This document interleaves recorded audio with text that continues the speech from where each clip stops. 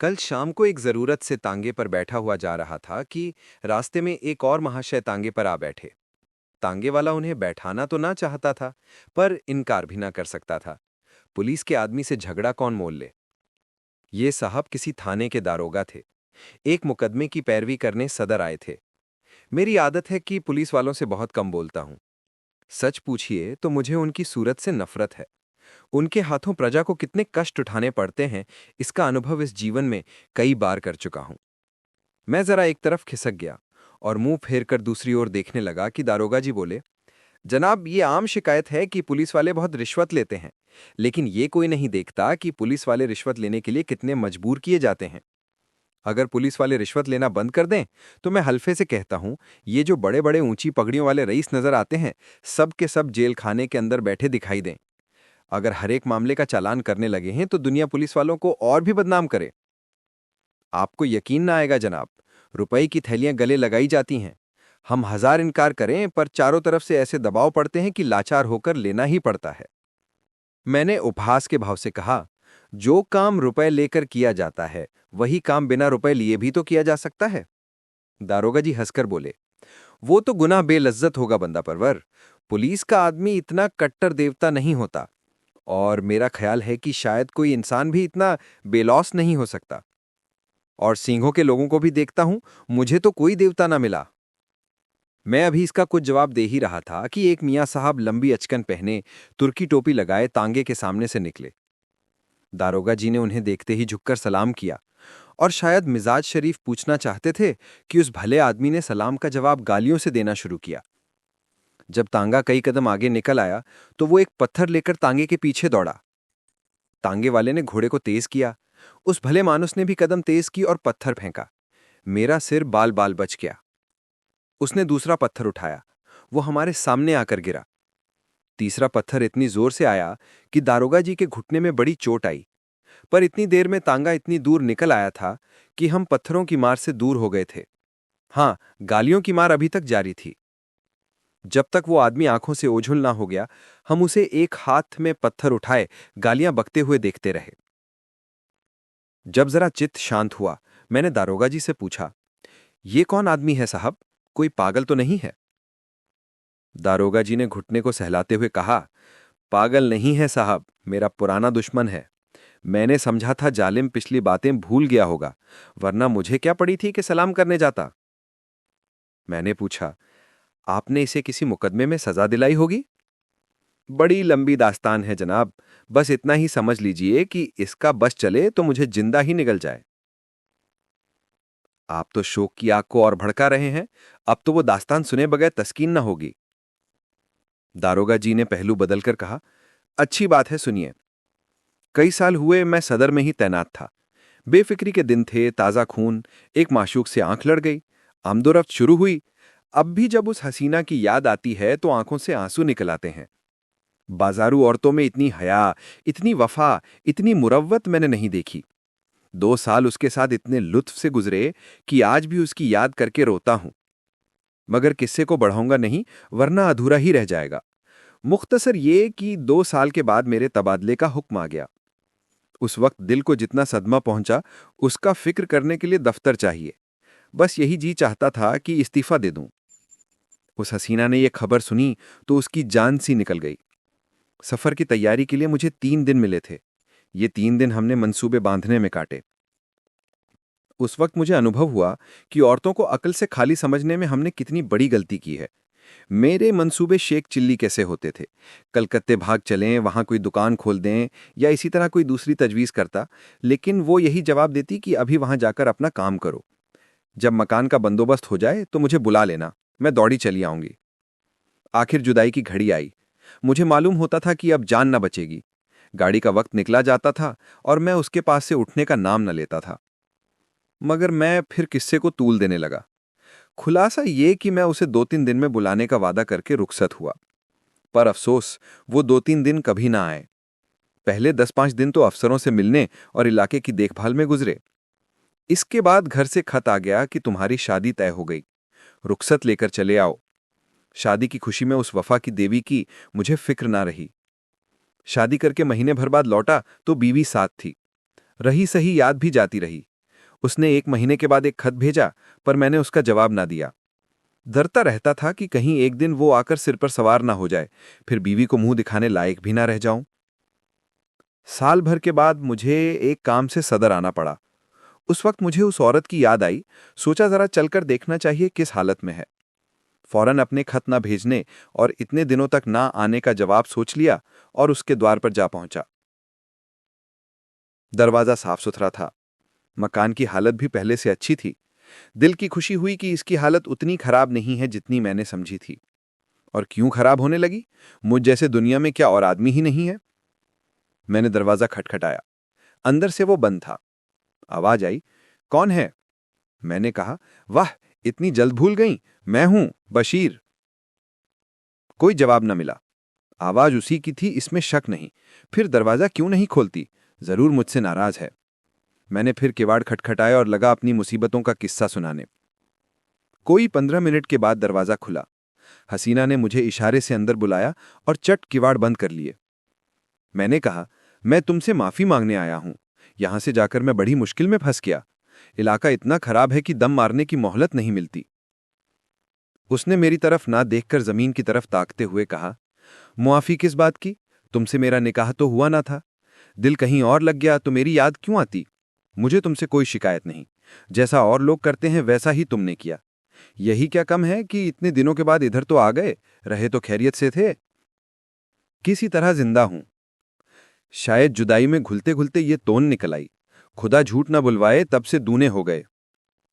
मैंने झेपते हुए कहा, ये सारा बलगम का फिसाद है। भला मोटा में क्या होता? उधर का पानी निहायत बलगमी है। तुमने तो मेरी याद ही भुला दी। उसने अब की मेरी ओर तेज निगाहों से देखा और बोली, खत का जवाब तक ना दिया, उल्टे मुझी को इल्जाम देते हो। मैं तुम्हें शुरू से बेवफा समझती थी और तुम वैसे ही निकले। बीवी लाए और मुझे खत तक ना लिखा। मैंने ताजुब से पूछा, तुम्हें कैसे मालूम हुआ कि मेरी शादी हो गई? उसने रुखाई से कहा, यह पूछकर क्या करोगे? झूठ तो नहीं कहती। बेवफा बहुत देखे, लेकिन तुम सबसे बढ़कर निकले। तुम्हारी आवाज सुनकर जी में तो आया कि धुतकार दूं, लेकिन यह सोचकर दरवाजा खोल दिया कि अपने दरवाजे पर किसी को क्या जलील करूं। मैंने कोट उतारकर खूंटी पर लटका दिया, जूते भी उतार डाले और चारपाई पर लेटकर बोला, लली देखो, इतनी बेरहमी से ना पेश आओ। मैं तो अपनी खताओं को खुद तस्लीम करता हूं और इसीलिए अब तुमसे मुआफी मांगने आया हूं। जरा अपने नाजुक हाथों से एक पान तो खिला दो। सच कहना, तुम्हें मेरी याद काहे को आती होगी? कोई और यार मिल गया होगा। लैली पानदान खोलकर पान बनाने लगी कि अकस्मात किसी ने किवाड़ खटखटाए। मैंने घबराकर पूछा, ये कौन शैतान आ पहुंचा? हसीना ने होठों पर उंगली रखते हुए कहा, ये मेरे शौहर हैं। तुम्हारी तरफ से जब निराश हो गई तो मैंने इनके साथ निकाह कर लिया। मैंने तिवरियां चढ़ाकर कहा, तो तुमने मुझसे पहले ही क्यों ना बता दिया? मैं उल्टे पांव लौट ना जाता। ये नौबत क्यों आती? ना जाने कब की ये कसर निकाली। मुझे क्या मालूम कि ये इतने जल्द आ पहुंचेंगे। रोज तो पहर रात गए आते थे। फिर तुम इतनी दूर से आए थे, तुम्हारी कुछ खातिर भी तो करनी थी। ये अच्छी खातिर की। बताओ अब मैं जाऊं कहां? मेरी समझ में खुद कुछ नहीं आ रहा है। या अल्लाह, किस अजाब में फंसी। इतने में उन साहब ने दरवाजा खटखटाया। ऐसा मालूम होता था कि किवाड़ तोड़ डालेगा। हसीना के चेहरे पर एक रंग आता था, एक रंग जाता था। बेचारी खड़ी कांप रही थी। बस जबान से यही निकलता था, या अल्लाह रहम कर। बाहर से आवाज आई, अरे तुम क्या सरे शाम से सो गई थी? अभी तो 8 भी नहीं बजे। कहीं सांप तो नहीं सूंघ गया? अल्लाह जानता है, अब और देर की तो किवाड़ चिड़वा डालूंगा।